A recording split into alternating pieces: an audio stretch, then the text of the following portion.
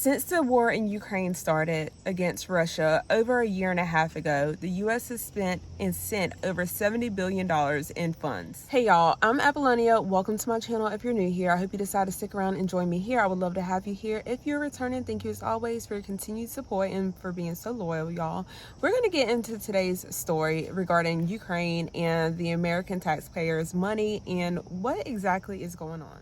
As I just stated, the U.S. has already sent over $70 billion worth of aid to Ukraine. Now the Biden administration is requesting $20 billion more. So what I'm about to say is news to me. It may be news for you. Maybe you already knew about it. I don't know. Not only are we supporting the war in Ukraine, but we are also funding basically Ukraine's economy for them to stay afloat. What I mean by that, we have spent over $70 billion. On top of that, we are actually paying the personnel who are employed. And what I mean by that are first responders. We are also sending money or spending money for seeds and fertilizers for the farmers. And we are also supporting small businesses by providing them money as well. So as far as I'm seeing, it looks like the U.S. has been the one to send the most money to Ukraine since this entire war started, amongst all the other countries in the world. We've already spent over $25 billion in non-military aid. We have, like I said, we are providing seeds and fertilizer for farmers, and we're paying the salary to be exact. I'm going to give you an exact number of what they're saying. We know this may be more because they like to tell us, give us little tad bits and pieces. 57,000 first responders and subsidizing small businesses. And some of the first responders included in that are the divers, and they're saying that the divers clean the rivers of the remains of war, and they also train rescue dogs. I'm going to give you one example of the article that I have reviewed. It gave the name of a store owner who owns a local clothing store.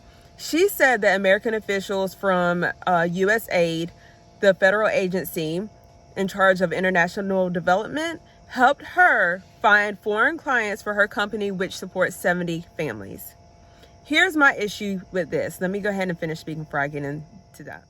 So I will go ahead and say my frustration lies within the fact that we are sending billions and billions of dollars to another country. I feel like the United States is always trying to be a country that is trying to save another country, like Captain to save a country. And we have so much going over here at home that needs to be taken care of. Well, we are trillions of dollars worth of or in debt ourselves. So why are we constantly sending money? Not only that, but us as taxpayers do not have a say-so last time I checked with this. They're just sending our money over. They kept this from us. Like I said, as far as I know, you guys may know something different. Let me know in the comments below if you knew this prior to this information coming out within the last day or so. If you knew that we were, providing money and like paying the salaries of foreign workers. And here's another thing that gets me.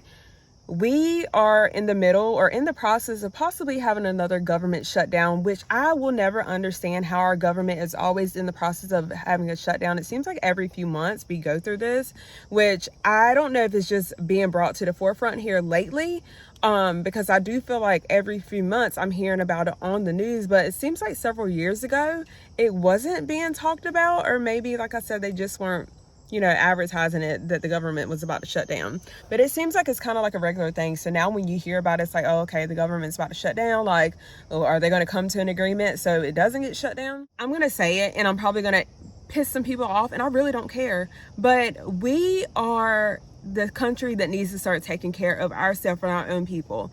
We can be shut down any day with this government shutdown, and that is we're going to furlough so many non-essential employees is what they're saying. Again, the government is in control, and they're picking and choosing who they are going to furlough at this point and what they consider non-essential personnel. So we have families in our own country that are going to have a hard time providing food, being able to pay basic bills, and provide necessities for their own families.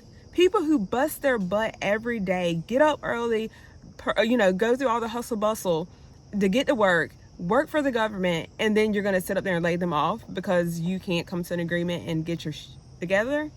excuse my language, y'all, but that kind of pisses me off when we're sending money to provide and keep other people afloat. So what happens to our families? What happens to the government workers who have families that they need to provide for? Oh, it's nothing. They don't care. They don't care. They're just going to send money and keep requesting money to send to Ukraine to handle whatever they have going on. We're always sticking our nose in other people's business, or like I said, trying to save another country.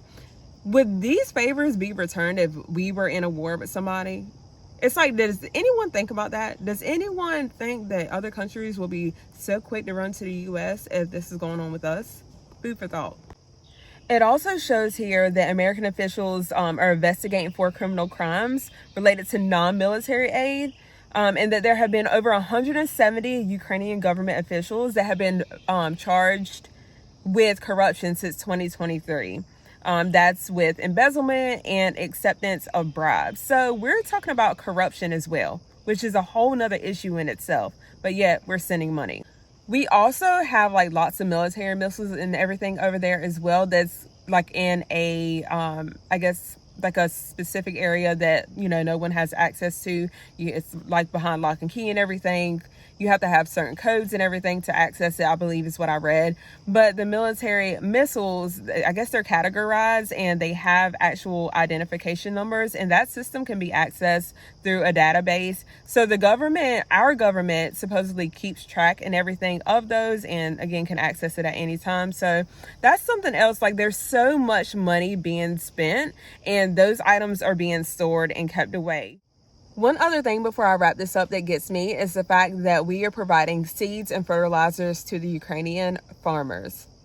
We, again, have so much food insecurity here.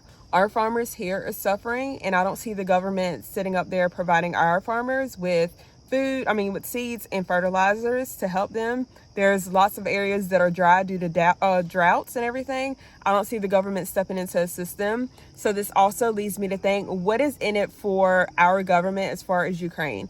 We already know that our government has underground bunkers. So is this some kind of deal that they have going on with them that we don't know about, that they're not telling us about? There's got to be something in it. Because why are we providing people, again, overseas, but we're not taking care of our own? So let me know what you think about that. Do you think that our government has worked out some kind of deal with the farmers and potential crops and food that will be kept and stored away, for government use, for government officials? If anything ever happens, let me know down below in the comments. I'm going to go ahead and wrap this video up. Thank you for taking the time to watch this video. If you enjoyed, please make sure to give it a thumbs up. Take care, stay safe, and I will see you in the next video. Thanks so much for watching.